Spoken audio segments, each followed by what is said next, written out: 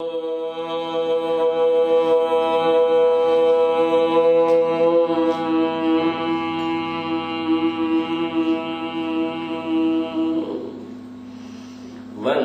सिंहुमापतिं सुरगुरुं वंदे जगत्कारणं वंदे पन्नगभूषणं शशिधरं वंदे पशूनां पतिं वंदे सूर्यशशांक वह्निनयनं वंदे मुकुन्दप्रियं वंदे भक्तजन आश्रयं च वरदं वंदे भक्तजन आश्रयं च वरदं वंदे शिवं शंकरं. Friends, in any society there are bad people and good people. Even in nature you find weeds to be more than the useful plants. If you want to cultivate, weeds are to be removed first. Even the roses are surrounded by the thorns. Rose is one, thorns are many. Useful plant is one, weeds are many. Good people are less, bad people are more. The very structure of the nature is such that you have good people as weak people. Bad people are strong people. In any cinema, you find the villain to be ferocious. Finally, the hero picks up energy and throws the villain out. Good people receive blows. In the houses, if the husband is good, wife takes the upper hand, makes him a henpecked husband and rides over him. She is the boss. If the husband is bad, then the wife will be a slave. Whether it is a family or an organization or an institution or a society, good people are normally weak and they are not united. Bad people are strong and very often they are united. These good people have been put to trouble. They are put to difficulties.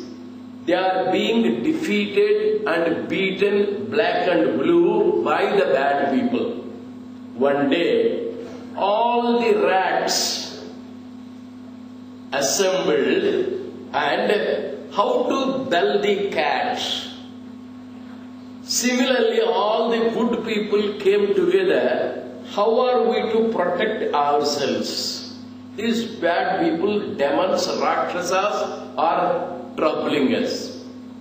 They thought of an elderly person, and that elderly person in mythology is Brahma. Brahma means big, large, senior, experienced, elderly person is called Brahma. All the good people proceeded to Brahma. Brahma, the senior person, analyzed the situation and said, "You good people, you don't have a good leader. First, there is a leadership crisis. Indiscipline is due to leadership crisis. If people come late, sit lethargic, behave as they like, it means the rider is not strong. The supervisor is not strong. The disciplinarian is not strong. The head of the organization is not strong. Therefore, indiscipline creeps in. Indiscipline is lack of unity. You first should have a very good leader. That's what Brahma said. How are we to have a good leader, sir? The good people said. Find out a good yogi. And if that yogi is married to a yogini, their child will be a good leader. The problem is good people are put to trouble. There is indiscipline. Indiscipline can be done away with only when there is a good leader. When there is a good leader, all the people become united. When Mahatma Gandhi took the leadership, people got united. When there were small kingdoms and kings, people were disunited. Gandhiji is a person of self-sacrifice. Gandhiji in his own way is a yogi because of his adherence to truth, because of his adherence to non-violence, because of his prayerful nature. That Gandhiji rose to the position of a leader. Hitherto people were not united. All the good people got united under the leadership of Mahatma Gandhiji. So the crisis is leadership. A very good leader is in need of the hour. That's how Brahma analyzed. You are good people, but you are unable to be united and strong and give a fight to the bad people. And the immediate need is to produce a leader. How? Find out an excellent yogi. Find out an excellent yogini. Bring them together, and then the child born to them will be a leader. Brahma gave the idea. Good people came out. Indra, Agni, Varuna, all these Ashtadikpalakas, all the Devatas, all the good people sat together and they discussed. Brahma says, best yogi is to be selected. They surveyed. They found on the Himalayan tops a person absorbed in meditation, engrossed in yoga, and that is Lord Sadasiva. And the best yogini is the daughter of the Parvata Maharaja, Parvati Devi. If this Parvati is married to Sadashiva, when Parvati and Parameshwara are married, when this yogini and that yogi are married, their child is bound to be a very good leader. And that son will be Kartikeya.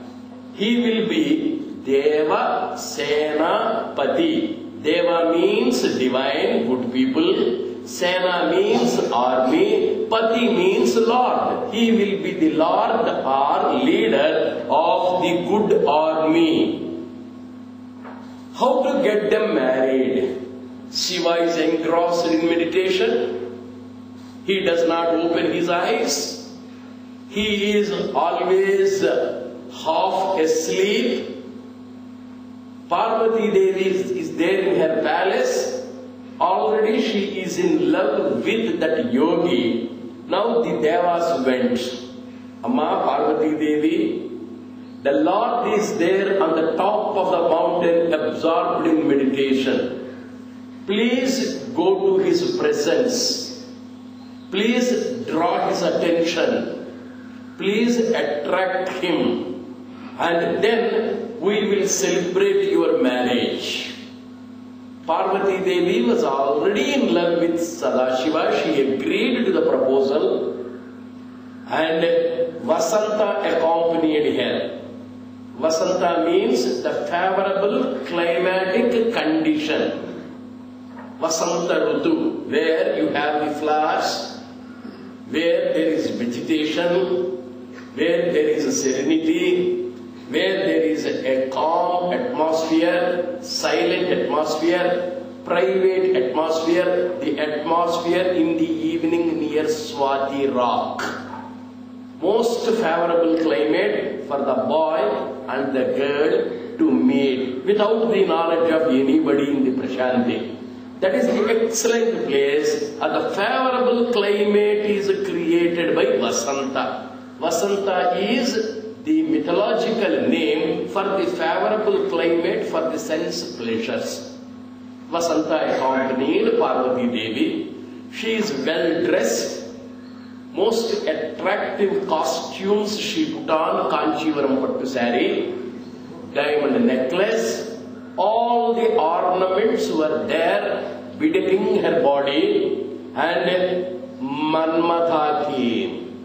Manmatha is the desire for procreation, desire for sense pleasure.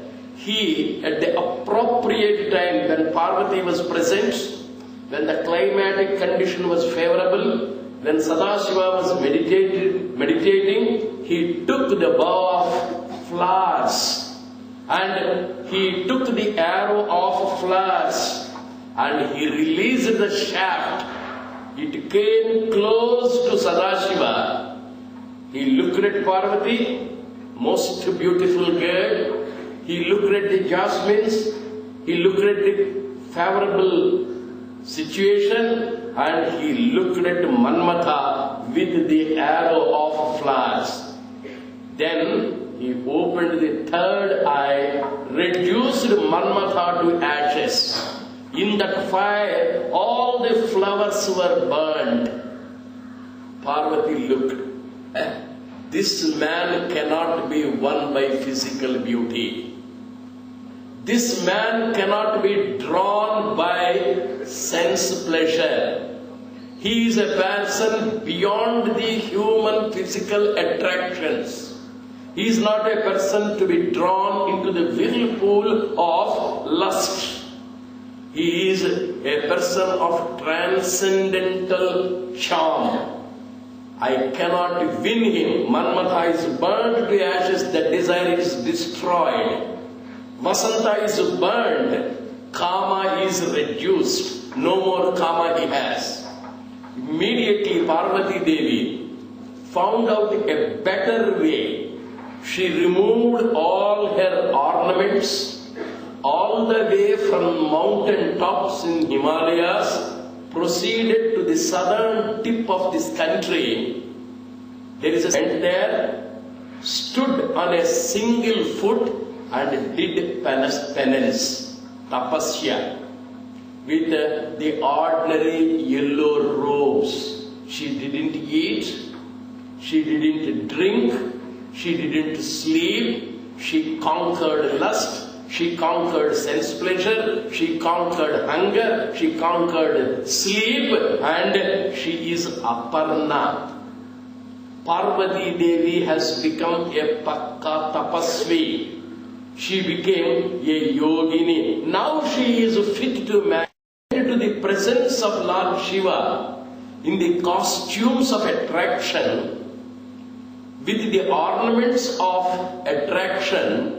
She was not received. Vasanta was burned. Manmatha was reduced to ashes. Lord Sadashiva did not like the sense pleasures. He did not like Manmatha of lust.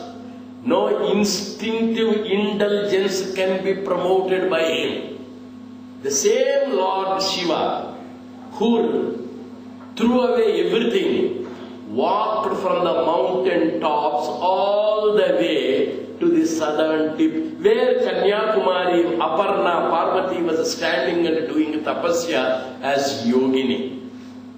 And beautifully the poet describes Ajinashada Dharundu Praudatara Bashadi Pragalfundu Neeraja Bandhu Pratima Tejudu Jataradi Chatatamra Muddayudu Ekaki Vatundu Brahmanundu Vishramadhamambole A Trijagan Mohana Mukti Sannidhikin Yetenchen Varantambunan. That Parvati Devi as Aparna, as Kanyakumari as Yogini, as a conqueror of lust, hunger and sleep, was standing and meditating, was doing penance, was observing tapasya. When she was prayerful, the same person who refused her walked all the way. That's how the divine marriage took place. the Mahabharata, raised by Yudhishthira to Bhishma. Similar, is there any qualification for a... Is it enough if a person is a man or a woman? Marriage, desires of the body, instinctive urge for the bodily pleasure. Rats have it, animals have the instincts. Man, having come to the human species, should overcome that instinct and conquer that lust. Marriage is not a license to lust. It is a sacred trust reposed in the conquerors of lust to provide the society with men and women of sterling character. That there must be something in our genes. Parents must be yogis. And who is a yogi? A person who has conquered the urge for sense pleasure. Lord Sadasiva has been able to conquer that instinctive urge for sense pleasure. Vasanta was destroyed. Manmadha was reduced to ashes. Parvati was not able to attract the attention of Shiva with her costumes and physical charm.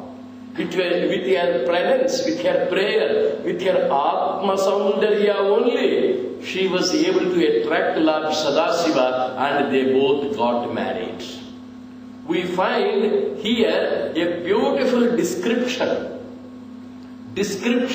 of the yogic children. To be a leader, one has to be a yogi. In any organization, in any institution, we require leaders. Lust-born children cannot afford to be the leaders. Kamaputras are unfit. Premaputras, the children born to yoga, and Parvati and Parameshwara are married because Parameshwara has qualified himself to be a yogi. Parvati has qualified herself to be a yogini. Here we have to understand the conquest of senses. When we are able to conquer the basic instincts, then we are yogis. Yoga chitta vritti nirodha. Nirodha is to control. Nirodha is to overcome, stop, prevent. Chitta is the instinctive thought process, the instinctive temptation process, the instinctive urges of the body. These are there very much overflowing in our mind, and that has to be arrested. That instinctive urge is to be arrested. Then we are fit to call ourselves yogis or yoginis. And such people meet only to beget, not for sense pleasure.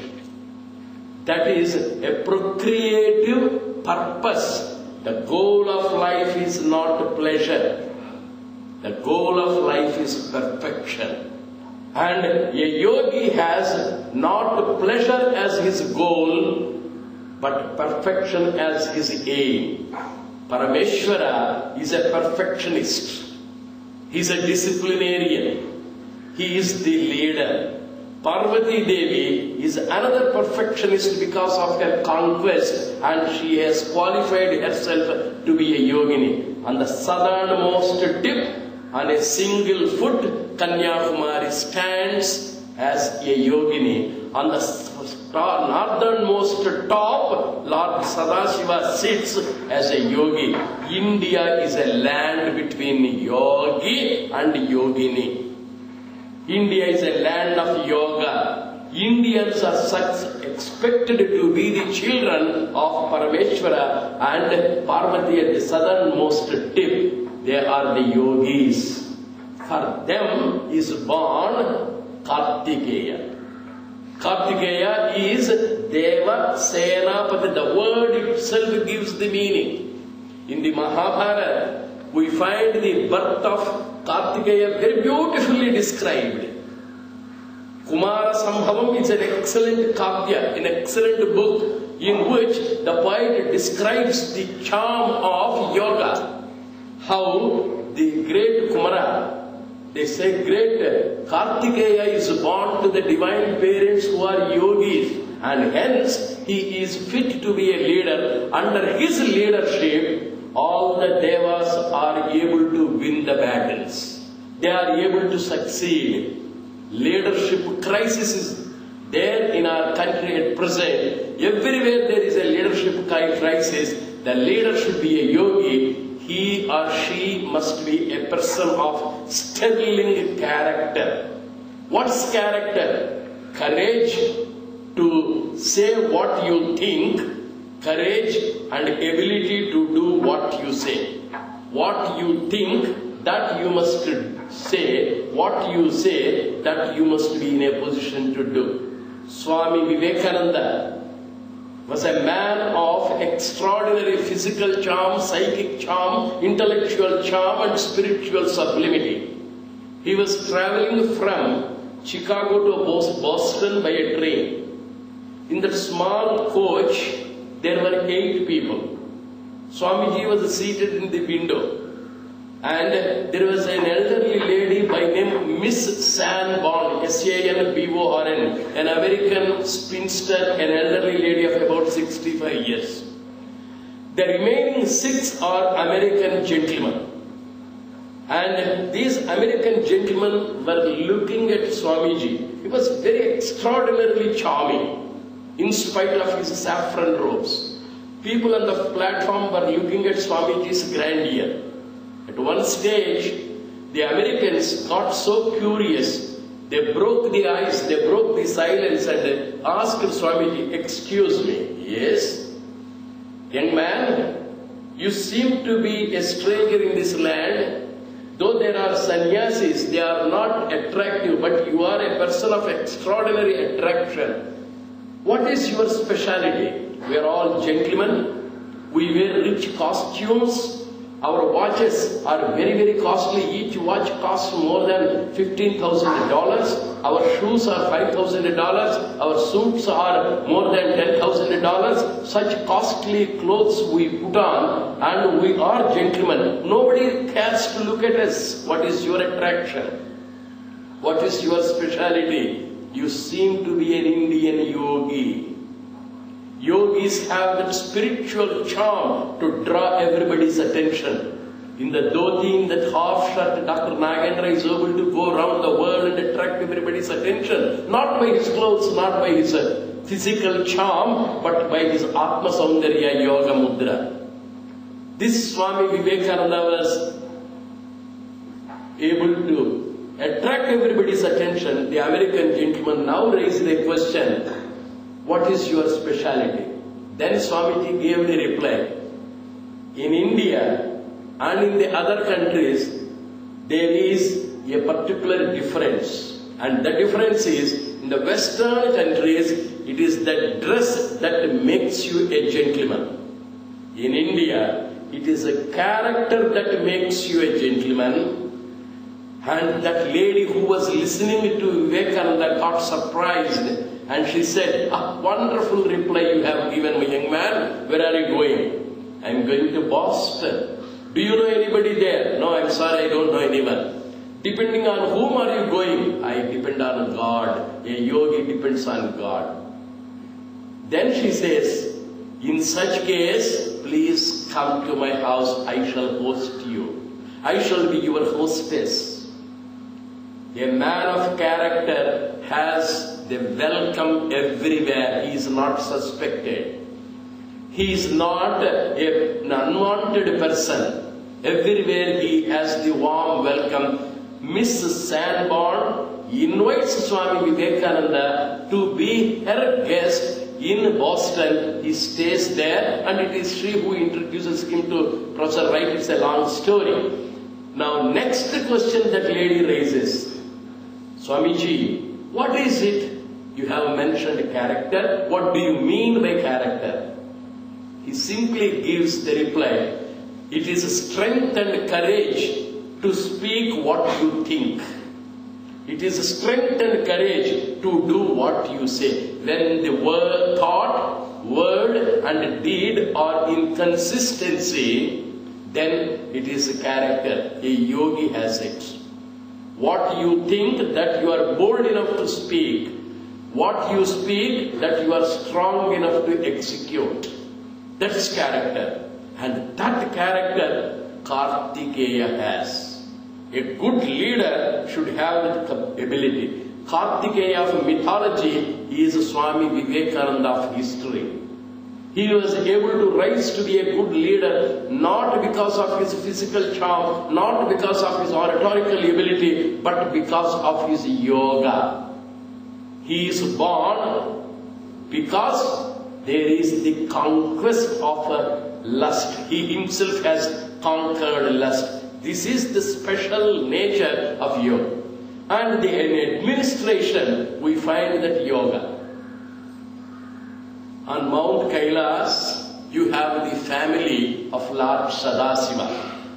Sadasiva has fire in one hand. He has water, river, Ganga on his head. The fire is not extinguished by the water. Water flows on its own. Fire burns on its own. And one hand he has the deer, and the deer is held tight. It looks at Shiva, the mind is under control always. His vehicle is the great bull. His wife's vehicle is lion. Parvati sits on Simha. Simha does not spare the Nandi. When the bull is seen, the carnivorous animal lion pounces upon the bull, tears it to pieces, eats its flesh. But in the presence of Lord Sadasiva, the lion does not have the courage to tear the bull to pieces. This family has two children. One, Vigneshwara, whose vehicle is a mouse. The younger son is Kartikeya. His vehicle is a peacock. Round the neck of Lord Sadasiva, you have the poisonous cobra. The cobra does not spare the rat. But in the family of Lord Sadasiva, the cobra does not touch the rat. Rat lives with peace. It is happy. It is blissful. And the peacock does not spare the snake. It pricks, it bites, it kills. But the peacock of Kartikeya keeps quiet. There is a symbolic significance. If the head of the family is a yogi, people belonging to various contrasting characteristics live together. In India, you have various types of people. In Prashanti, you have various types of people. In the house, you have various types of people. All people live together in harmony. There is oneness. There is wholesome atmosphere. There is holistic life. There is harmony. Therefore, our ancients have prescribed the qualifications for the head of a country. The head of the nation should be a yogi. He must be of inspiring character. He or she must be of inspiring, sterling character, nobility and yoga. Similarly, head of the family must be a yogi, a conqueror of lust. Finally, in any organization, to bring in discipline, the head should be a yogi. In Prashanti, if things are going on well, if everything is alright, it is because of our adherence to yoga. Yoga is not only to remain peaceful, not only to remain cheerful, not only to be loving and lovable. These qualities I described yesterday and the day before yesterday. Today I have tried to give you a new dimension to yoga. It is the conquest of the instinct.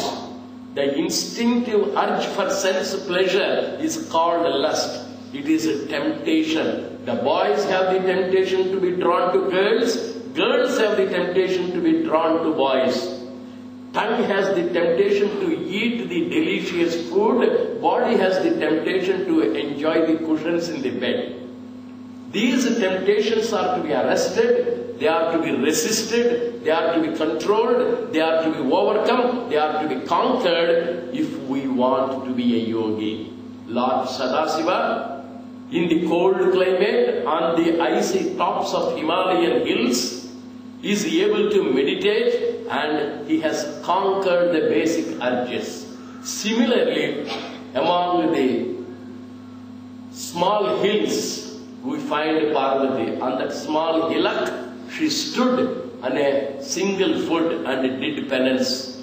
This is the nether dimension to become a yogi. May we all, by the grace of God Almighty, become yogis so that we can be the parents of leaders and solve the problem of India. Let there be leaders, let there be yogis, let India become once again a harmonious land of yogic excellence. Let's meditate on Sadashiva and Goddess Parvati.